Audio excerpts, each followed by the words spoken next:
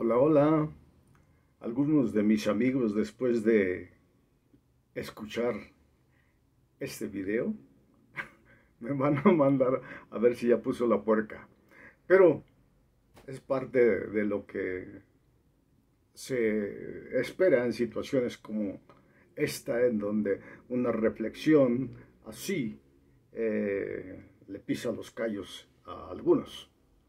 Bueno, y precisamente ayer que tomaba un café con un muy buen amigo mío, hablábamos acerca del liderazgo cristiano para atender la situación de amenaza que rodea a nuestro país, con la multiplicidad de políticas y filosofías encaminadas a romper las familias y la vida. Y esa charla derivó en señalar que la mente de muchos está tan enfrascada en los asuntos netamente espirituales que no hay opción de atenderlos desde una óptica científica o analítica, pues esta perspectiva ha sido relegada a una zona del cerebro que tiene poco uso en nuestro medio espiritual, lamentablemente, pues carecemos de formas de presentar respuesta a aquellos que demandan razón de nuestra fe. Sin darnos cuenta, sufrimos de un auto o una autocastración del poder de dar a luz, de procrear estrategias en defensa de nuestros valores y virtudes, que en medio de la galopante laxitud modernista va en detrimento continuo de lo virtuoso, lo justo, lo de buen nombre, pues el relativismo del pensamiento progre se ha introducido entre jóvenes y viejos.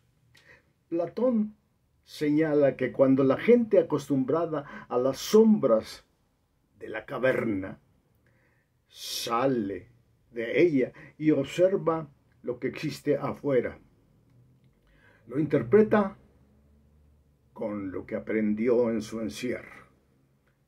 La analogía del filósofo describe la impronta, el aprendizaje de quien ha estado en una situación que fue o es lo más importante para él. Solo una observación de sombras. Y lo que no le es familiar es subestimado porque no corresponde a su realidad, a pesar de que ya no está en esa cueva. Al parecer, algunos nos hemos aislado del mundo tanto que lo que sucede en él generalmente nos victima al hallarnos desapercibidos y nos hace ir a la saga de los sucesos nacionales, ya por una percepción de algunas actividades como la política, que para muchos es un área, si no abyecta, sí indigna de ser atendida y así casi demonizada.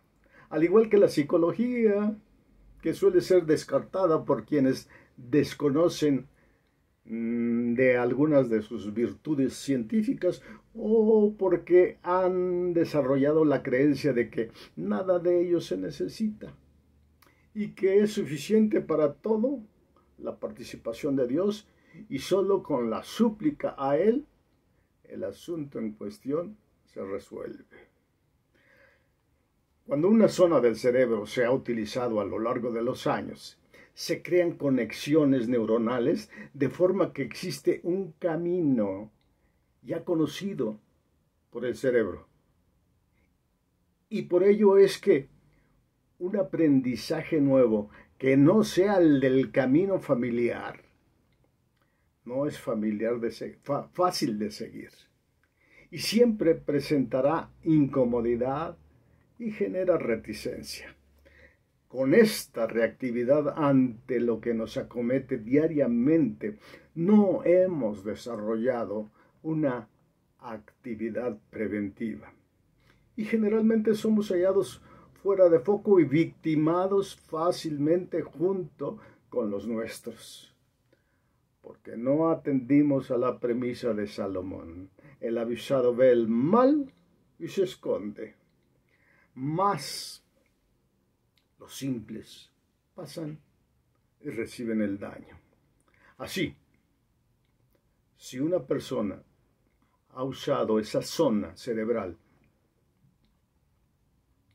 para mirar el mundo exclusivamente desde esa visión espiritual, y lo nuevo requiere el uso de una zona neuronal un tanto más inclinada a lo científico o analítico, que contiene capacidades que no ha ejercitado, pues ha aprendido a seguir la opinión de sus líderes o de la mayoría. Presenta cierta oposición y señalará aquel requerimiento como poco espiritual, o buscará que embone en su mundo atendiéndolo, por ejemplo, solo con oración y no con acciones de prevención o de defensa para los suyos, con herramientas apropiadas a lo que sucede en el ámbito social, psicológico, filosófico, etc.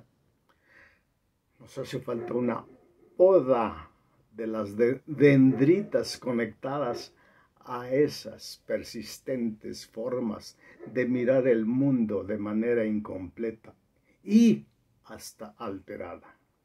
O una desconexión de las neuronas que se han usado en detrimento de aquellas que están intactas y vivas, esperando ser activadas. Y para ser más claro todavía, no usamos el cerebro para cuestionar el mundo y presentar opciones inteligentes o científicas. Y esa dificultad para el análisis nos debe llevar a lamentar el hecho de que filtramos el mundo a través de la opinión de los que saben más que nosotros. Y de esa manera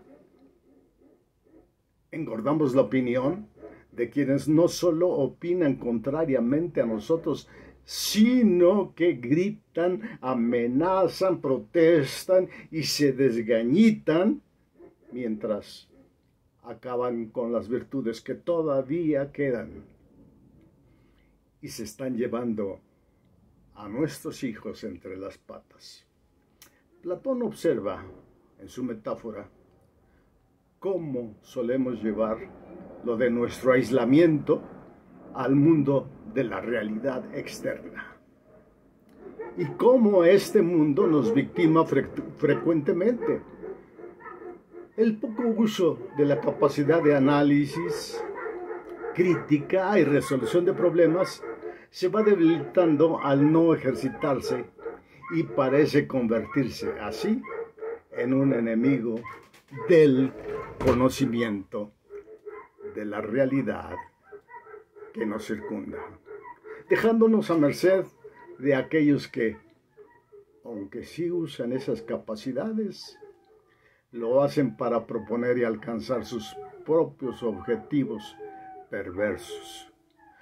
Pablo y aquellos de los escritores bíblicos estaban al tanto de las enseñanzas, filosofías, propuestas y prácticas de su entorno y escribían inspirados por Dios para contrarrestar lo que amenazaba a los suyos. No se metían a sus cavernas para desde ahí mirar el exterior y contraatacar a distancia. Lo hacían inmersos en el mundo, sin que éste los tragase o los limitara. No se restringieron a una espiritualidad en menoscabo del conocimiento y de la enseñanza contraria. Requerimos salir de ese mundo espiritual, extremo y dogmático, sin dejar de ser espirituales y con los pies en la tierra, presentar respuesta para ese mundo que demanda razón de nuestra fe. Pues no, lo social, lo político, lo psicológico, lo científico y cuanto contiene un conocimiento revelado a través de la investigación o el empirismo no son entidades propias de desconfianza y dignas de echarse por la borda. Y sí fueron puestas para ser explotadas por el hombre en su beneficio. Desempolvemos, pues, la materia gris que quedó nulificada erróneamente con el uso exclusivo de las capacidades del cerebro espiritual y demos paso a un uso racional de lo racional, que es lo que Dios también nos proveyó para mirar el mundo y enfrentarlo de manera apropiada.